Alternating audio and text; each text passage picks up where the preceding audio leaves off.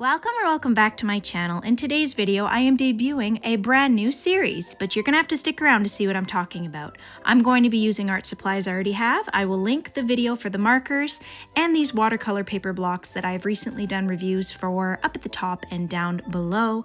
Today I'm going to be looking at cold pressed and hot pressed watercolor papers because they have completely different textures, and I'm going to be trying these with acrylic paint markers. I've been seeing other people use that on the internet and I want to give it a try.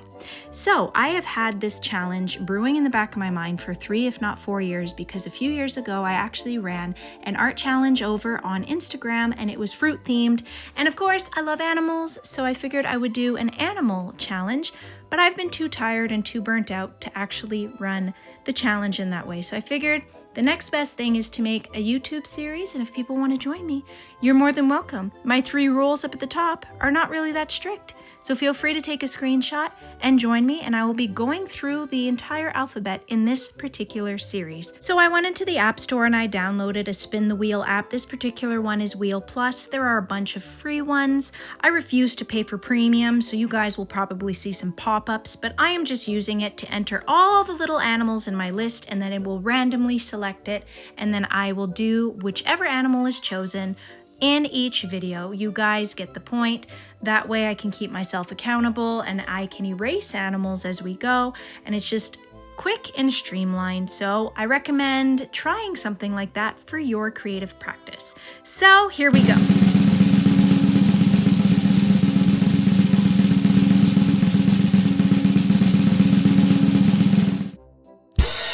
So there we have it. Emu is our first animal, and no, I will not be paying premium in order to access all the bells and whistles from this app. You guys can use what the app is designed for free, and I just wanted to encourage you guys that we can use free stuff in the App Store without upgrading. So I had to get on the floor to get away from my little guy, and then he joined me on the floor. I just wanted to show you guys, I have drawn an emu before. I think this was in 2019, if I'm not mistaken. This is when I was subscribed to Arrtx.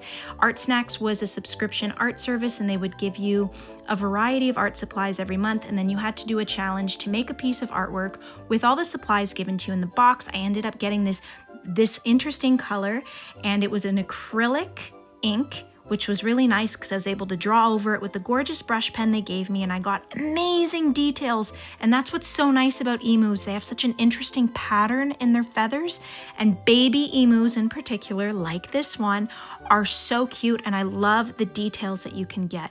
So anyways, I also really recommend these portfolios to keep your art. This isn't sponsored, by the way, just FYI. I really love the Itoya folders. I have them in different sizes. That's neither here nor there.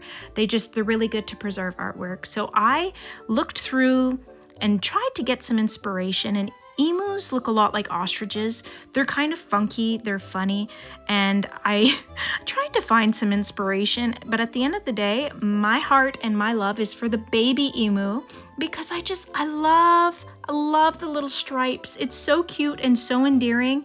And when you look at an emu at a quick glance, you're like, is this an ostrich? Is this an emu? At a very quick glance, and I'm like, they're kind of ugly, but the babies are so cute.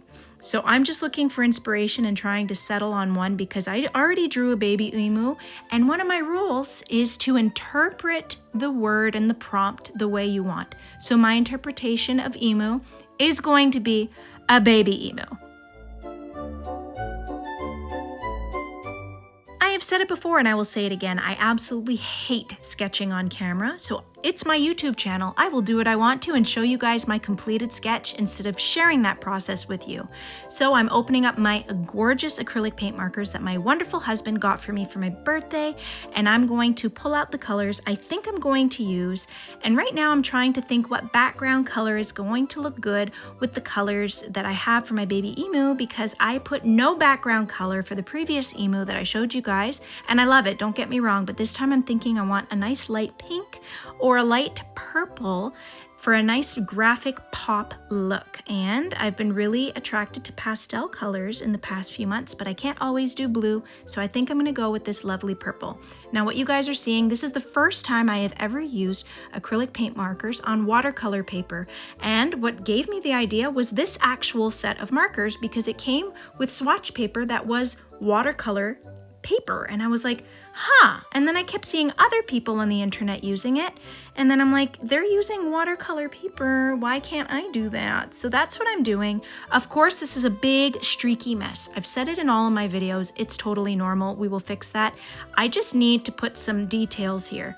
Now that I've put the little lines, we can all tell that it's a baby emu, but before that, you couldn't tell. So what I've also mentioned in other videos is all acrylic paint markers are streaky and you need layers. Layer, layer, layer with this medium.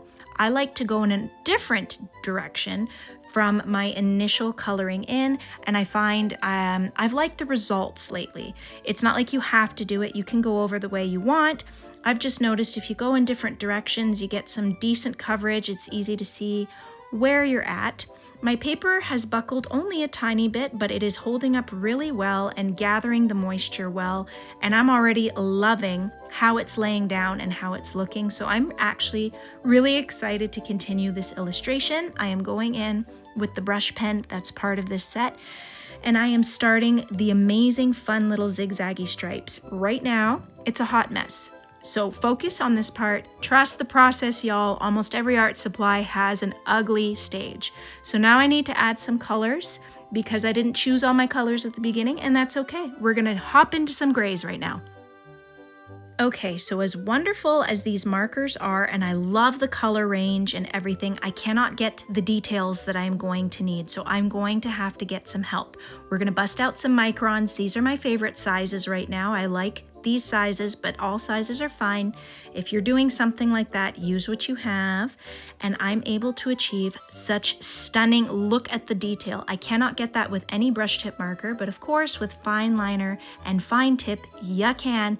And baby emus are all about the little details and little feathers and little I just have to say, I really love how the markers are laying down on this paper, and you guys will be seeing more acrylic paint markers on watercolor paper because me loves.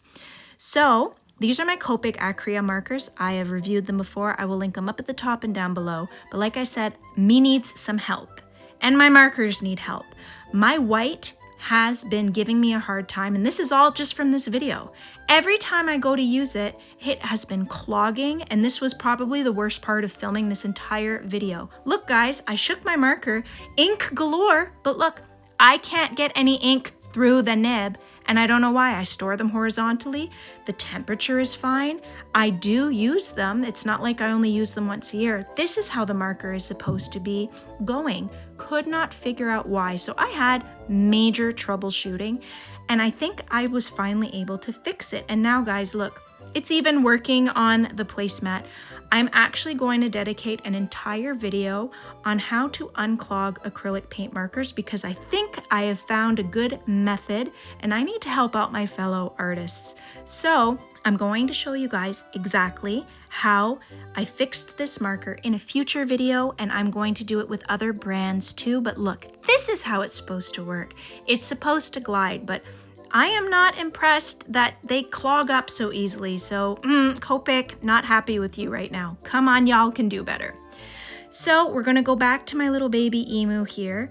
And guys, look how nicely, now that this Copic marker works, look how beautifully it is making these feathery details go. It's working the way it should, and your girl's thrilled.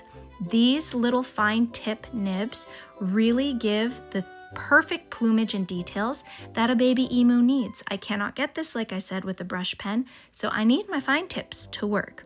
So I didn't expect to go in and do so many details with my first animal. They will not be all so detailed, but because I love emus, I just got carried away and I couldn't help myself. So here we are, my cute little emu is done. I absolutely love it. I had a lot of fun doing it. And I'm really glad I figured out how to troubleshoot that marker so I can do some other illustrations. If you guys have never tried acrylic paint markers on watercolor paper, highly recommend. In this video, I did hot pressed, and in another video, I'm going to do exactly this, but on the cold pressed and see how it reacts with the texture. But I am loving how this turned out. I am actually going to post this on my website, and if anybody wants a 4x6 cute little original illustration, feel free to go follow the link below and it'll be available for purchase. And say goodbye to Edith, and I will see you guys in the next video. Bye everyone!